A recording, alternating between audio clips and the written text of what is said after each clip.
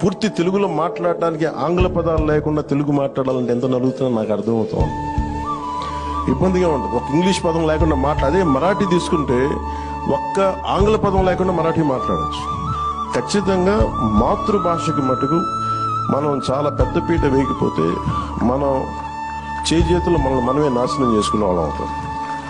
అలాగే ముఖ్యంగా యువత పిల్లలకు కూడా ఇంగ్లీష్ మాట్లాడితేనే చదువులు కాదు, ఇంగ్లీష్ కావాలి అవసరం. చెప్తాను, ఎవరి గురించే చదువుకున్నాం, గురుజా మన విడుగు రామూర్తి గారు, ఆయన ఇంగ్లీష్ టీచర్, కానీ తెలుగు భాషను వదలలేదు. ఆయన స్ఫూర్తి నిజంగా తీసుకోవాలంటే ఇంగ్లీష్ ఉండాలి, కానీ ఇంగ్లీష్ కోసం పడి చచ్చిపోకూడదు.